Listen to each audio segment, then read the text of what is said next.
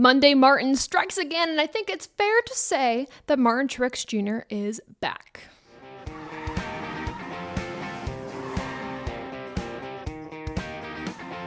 That's right, capturing his third victory of the 2023 season, his first victory at New Hampshire Motor Speedway. Martin Truex Jr. finds himself in victory lane. He actually led about 85% of this race. First off, how cool is it that Truex gets his 34th Cup Series victory at his home track, a track that he's been to since he was a kid. He watched his dad race out. A lot of fond memories around this win, making it very, very special for him and his family. Of course, the question that we have to address here whenever Truex gets a win or he performs well or maybe he performs poorly is, what are your plans for next season? We don't know if Truex is going to be coming back. And when asked about this in the post-race press conference, Truex basically said, I don't really have an answer for you right now. When I know and I should know soon, you'll know. He also said that the sport isn't necessarily what it appears. It takes really big commitment. It's a sacrifice. It's a time away from your friends and your family. It's time missed. And he said if he comes back next year, he wants to make sure that he can be the guy that wants this more than anything. He wants to be one of the best drivers for his team. And that's what he's kind of asking himself right now, is what he said. He was like, am I going to be that guy if I come back from my team next year that deserve to have that guy, but can I be him? He also kind of asked himself the question, he was like, am I still willing to sacrifice all this time with my family and friends, the time that I'm missing outside of the race car? Am I willing to continue to sacrifice that for my team? And that's something he's still trying to figure out. So Martin Truex Jr. continuing to focus on the run that they have building this season. And even then, funny enough, he was like, it doesn't matter if we run well this year or not. It's not going to really affect my decision as to if I'm staying in the car next year or not. And then also we go to the thought process of, does Truex and his team, do they think they're championship favorites? And I thought the response that they gave was smart, kind of funny. Truex was like, it doesn't matter what I think, if I think we're the championship favorites or not.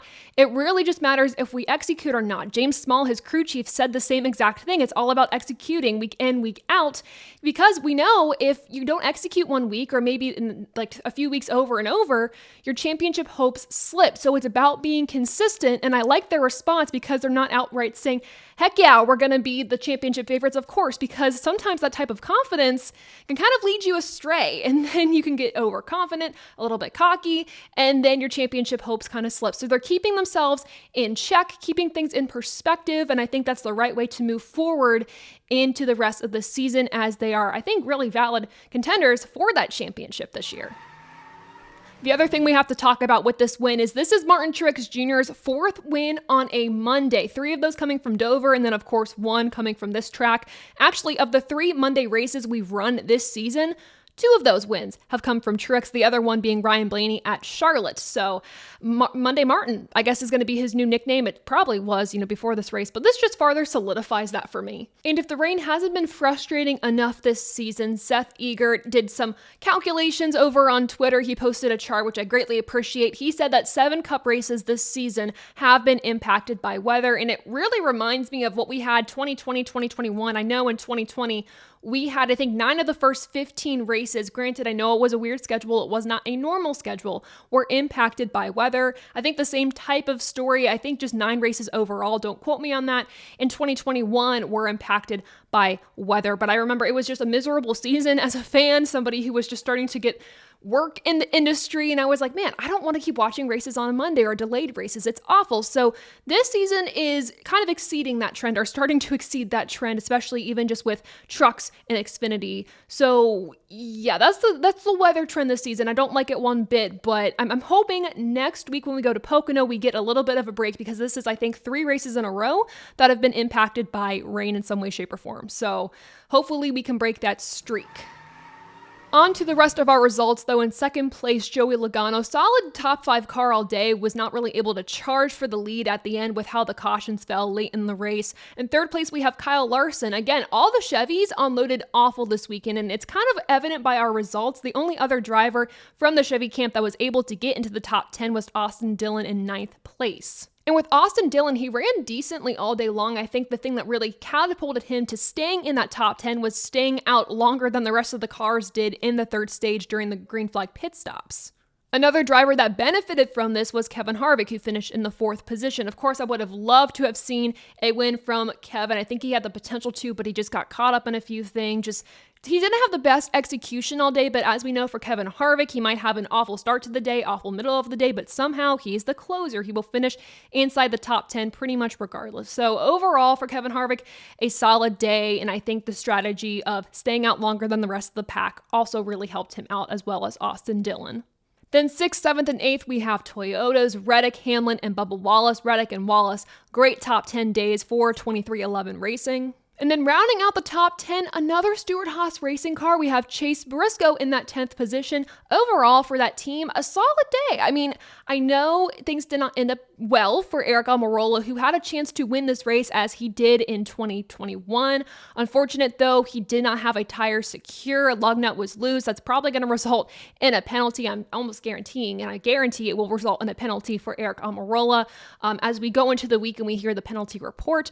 But yeah, the tire was not secure on that car, lost it, and the car was just, I guess, killed, for lack of a better term. So unfortunate day for Aric Almirola, and I know he was very disappointed in that. Moving on to another Stewart-Haas racing car of Ryan Preece. He ended up finishing in the 28th position. Really not a strong day for him, was not as strong as his teammates.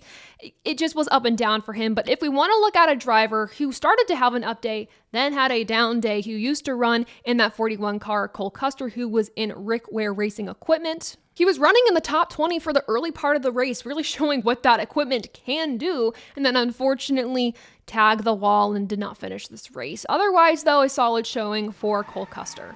3 notable finishing positions for me that I just kind of looked at during this day. Chase Elliott and Alex Bowman ended up finishing in the top 15. They really struggled during the day, but of course salvaged what they could. Elliott at this point, we'll talk about his point situation, same with Alex Bowman, but they needed solid races today, and I think they did as best they could. For me, the biggest disappointment of this race was Brian Blaney. He was in contention to win this race. I know Truex's car was really, really strong, so even then, at least a solid top 3 finish for Blaney in that 12 team. Unfortunately, though, on pit road, they incurred a penalty. Brian Blaney ran over equipment in that box, the air hose, and unfortunately, that sent him to the back of the pack really late in the race. It's another one of those what-if days for Blaney in that 12 team. It's just cleaning up those mistakes. So Ryan Blaney, 22nd position, didn't finish this race as well as I think he definitely could have. I told you we would get 2 points. Of course, moving into the 2nd position on the playoff grid, we have Martin Truex Jr. now with 3 wins to his name. And then Chris Buescher and Brad Keselowski swap places on the grid. Now, there are 4 drivers I want us to focus on for the rest of the regular season who are very close in points around that cutoff line. Those drivers are Wallace, McDowell, Suarez, and AJ Allmendinger. Last week, Wallace and Allmendinger were above the cutoff line while Suarez and McDowell were above. Only thing to change here is Wallace moves above that cutoff line and Suarez moves below, but the points gap is now a little slimmer for 3 of those drivers. Wallace is +2, McDowell is now +1, while Suarez is -1, and AJ Allmendinger, unfortunately, kind of extends that points gap from last week now with -20 to the good. And Ty Gibbs, who was originally in the mix last week, he was -26 in points. He's now -41 after having issues very late in the race. Alex Bowman moves up to 20th in the playoff grid, and Chase Elliott is 23rd on that grid, still -60 to the good. At this point, I think pointing your way in is out the window. I think it was doable going into this race, maybe. Now I think he has to have a win. I still think there's a mathematical way for him to get in on points if he finishes, 3rd or best in the rest of these races. But he's got to get a win if he wants to make it into the playoffs. And I think it would be a real shame if the most popular driver is not contending for a championship here within, a month and a half, something like that. So that team has to now focus on maybe not executing points-wise, but going for a win, making gutsy calls. And luckily for them, they have good tracks coming up on the schedule for that 9 team. So keep an eye out for Chase Elliott. I think at this point, the pressure is on for that team. It's time to rate this race above or below the yellow line. Another Monday race. A part of me starting to kind of enjoy them, but I know that throws the rest of the week off for all of us, and some people aren't able to watch the race. So very unfortunate there, but the racing within itself, I think for a little over a mile track, not bad. It was a solid race. It wasn't the most exciting thing. It wasn't the most special thing, but I think what I've said most of the season is not all these races can be home runs, but this was just, I'm happy I guess it was a solid race. I'm going to keep repeating myself over and over because I saw the Xfinity race and that was kind of a mess. It was a tale of 2 races from Saturday to what we have today on Monday. So I guess with all things into consideration, and I will say too, like the tire wear conversation was pretty interesting. I love the variation of lines you could run on this track, and just seeing these drivers having to race the track, focus on that more than I guess racing each other, if that makes sense. And I just, even too, something to remember and keep in mind as we, look ahead to the championship race, which is a while off, but it'll get here faster than we know it, is whatever really happens at this track, it can kind of translate over to Phoenix. So we saw Truex win here today. Maybe we'll see Truex win the championship at Phoenix. I don't know. I'm not gonna say quote me on that because I'm gonna jinx him. So it's not a prediction. It's just throwing it out there into the world.